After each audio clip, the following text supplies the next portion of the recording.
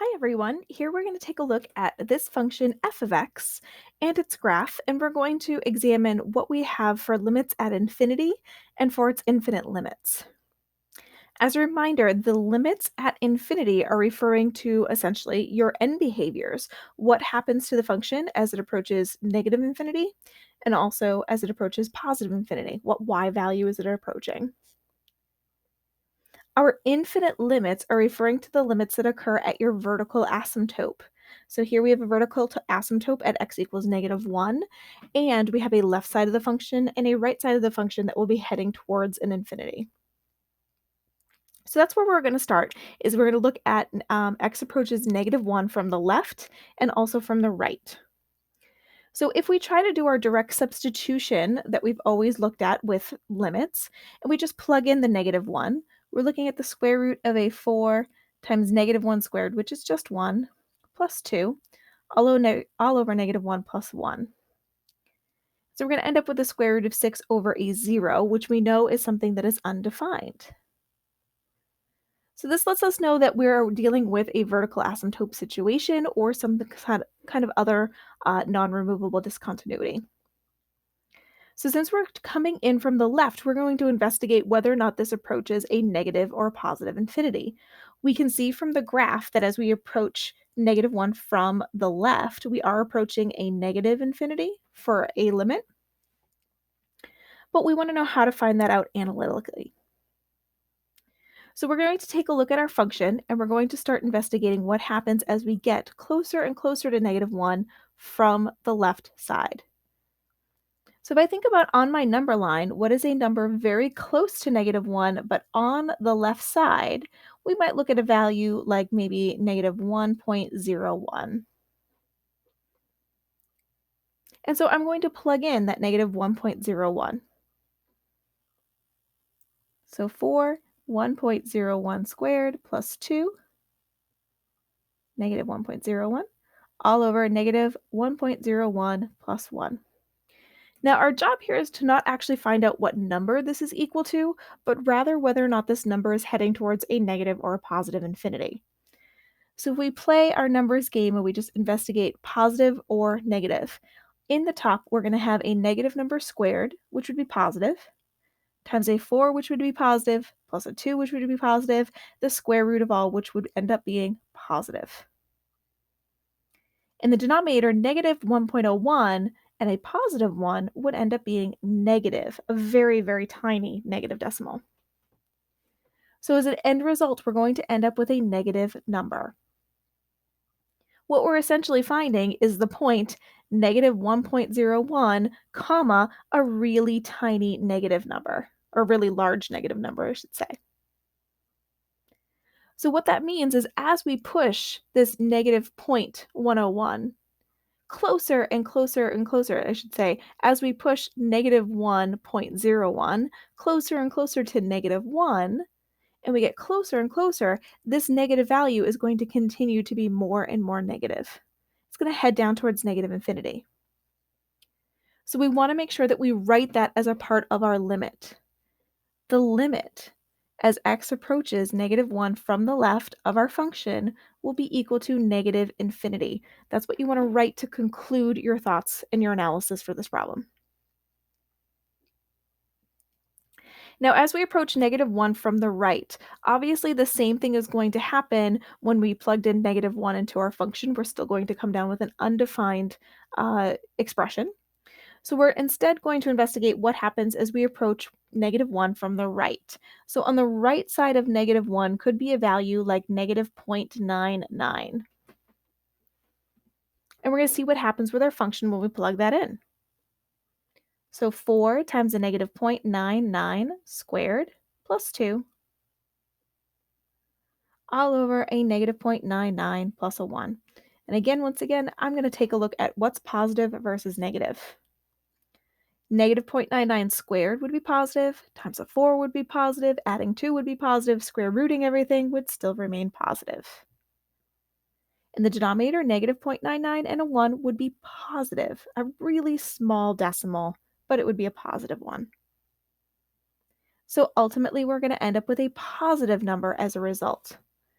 And this is why for this point of negative 0.99, we end up with a really large positive value. So we're going to conclude this by saying the limit as x approaches negative 1 from the right of our function would end up equaling positive infinity. So we're going to use left and right hand limits when we know we have a vertical asymptote, and we're going to use a decimal very close to that vertical asymptote and plug it in to determine if we should be heading towards positive or negative infinity on either side. Now, the limits at infinity are a different story because the limits at infinity are talking that your x value is not going to a number. Your x value continues to grow larger in either direction. And we're trying to find out if the y value becomes closer and closer to a specific number. We refer to this as the end behavior. And so in our limits, what we're going to notice is these x approaches negative infinity for a left end behavior and x approaches positive infinity for a right end behavior. Now, if we look at this graph, we are going to notice that the left end behavior is something that is a negative value, and the right end behavior is going to be something that's a positive value. So we're going to do some investigation since we have the rational function. We're going to take a look at what happens with horizontal asymptotes.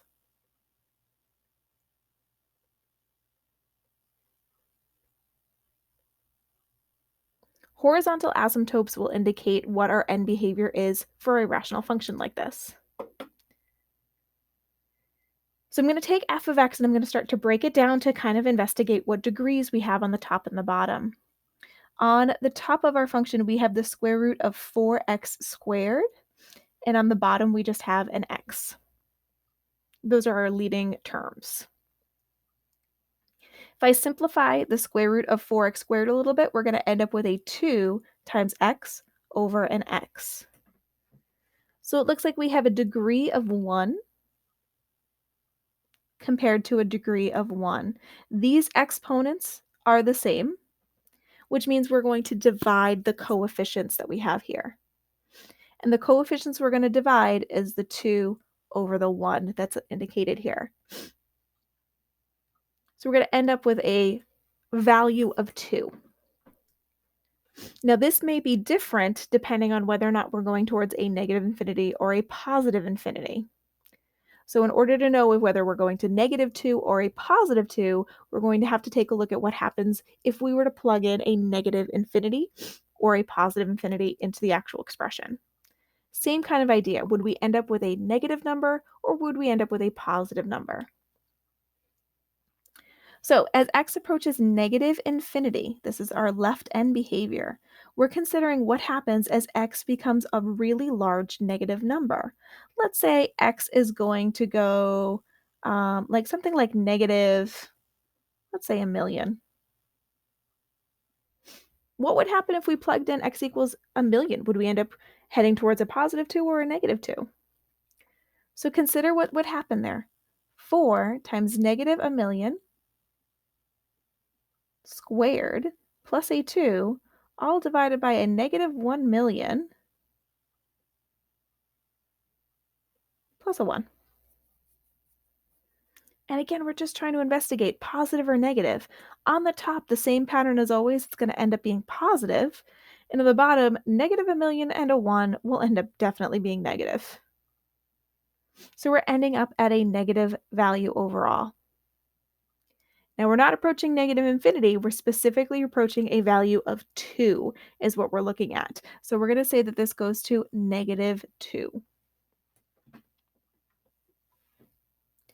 In terms of x approaching positive infinity, this is our right end behavior, and a number pretty far out there might be x equals positive 1,000,000. So we consider what would happen times 4 times 1,000,000 squared plus a 2 all over 1,000,000 plus 1. It's going to end up being a positive number over a positive number, which yields something positive. So this would approach a positive 2. And that's why on our graph that we see here, the left end behavior is approaching a horizontal asymptote of -2, but the right end behavior is approaching +2.